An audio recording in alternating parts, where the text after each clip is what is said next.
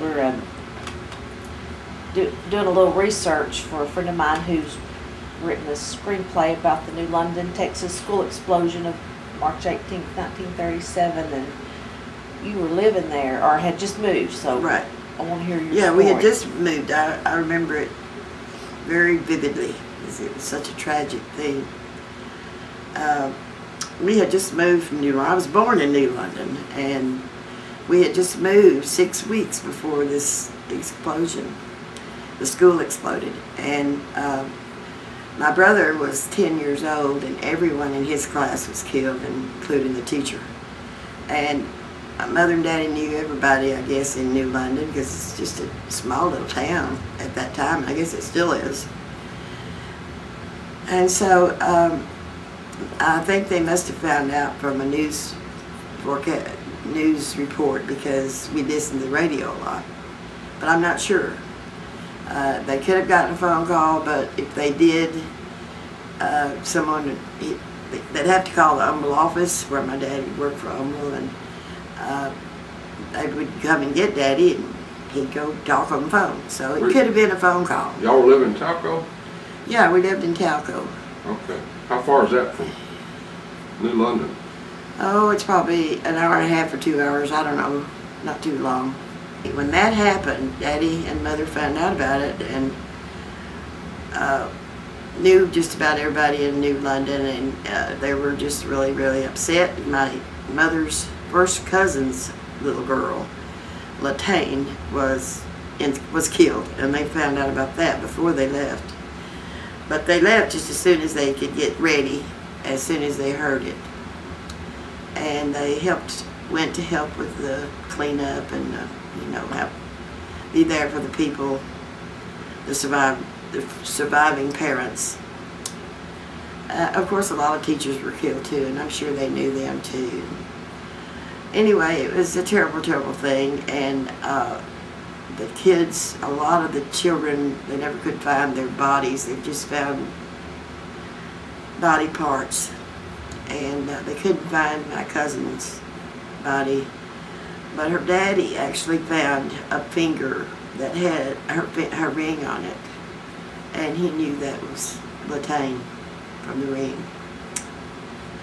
And so I don't know exactly what all they did to get all these deceased kids and teachers in funeral homes, but all the funeral homes around that town, in the little towns all around, I think even as far as maybe Kilgore, and maybe even Longview, I'm not sure, but they were all full, because there was like 300 and some odd people killed in that, mostly children.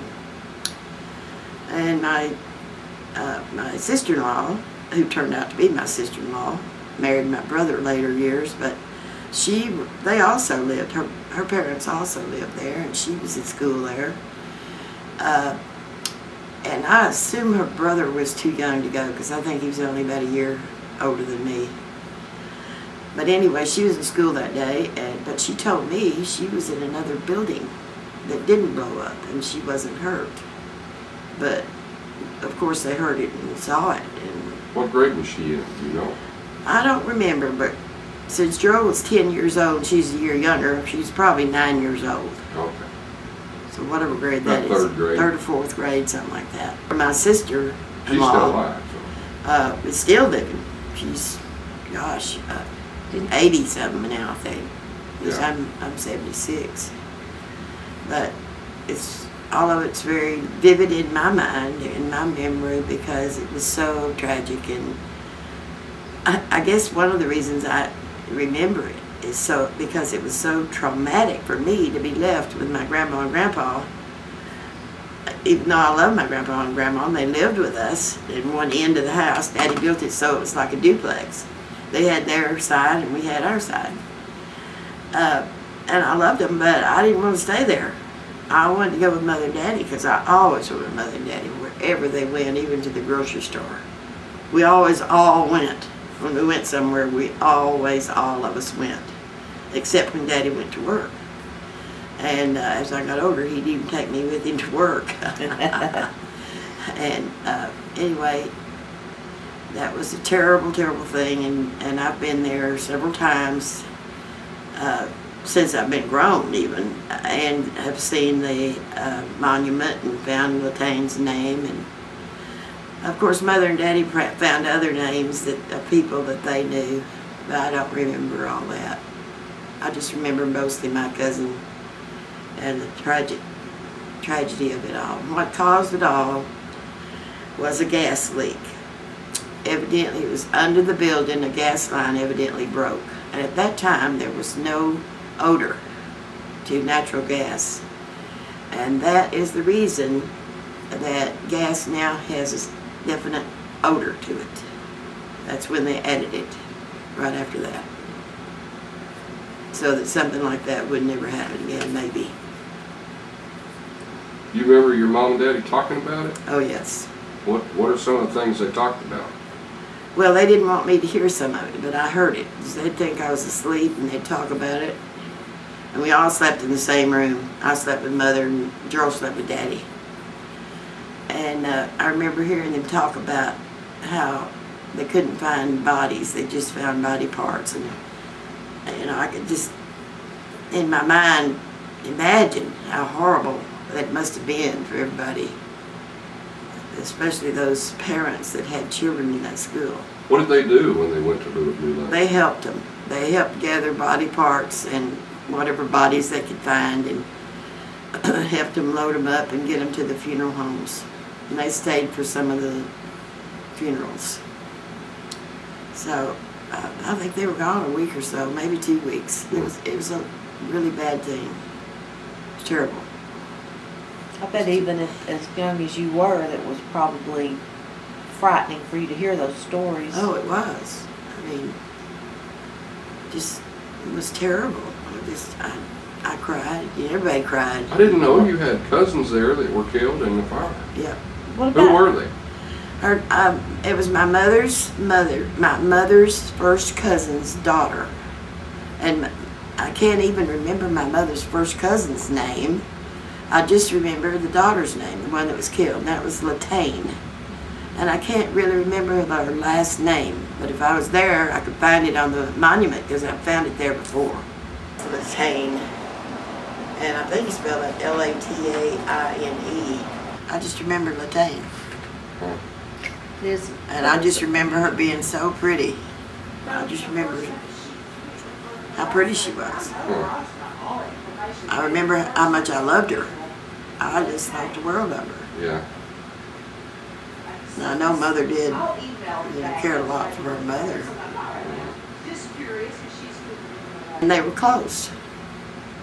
They loved each other a lot, and they visited them.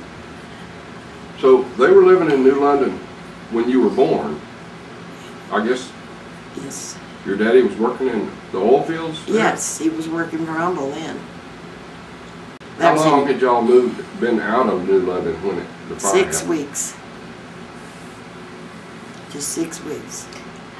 do you recall Gerald, Uncle Gerald, having lost all his classmates, and had he been there, of course, he would have been one of them. Was he? He was really upset. Was he? Of course, Mother and Daddy were too, and everybody, all our relatives, because he escaped that explosion. And we knew that if we'd still been living there, he would have most likely been in school that day and would have been gone. So it was a terrible, traumatic thing for everybody. And it's like something you don't get over ever. You never get over that.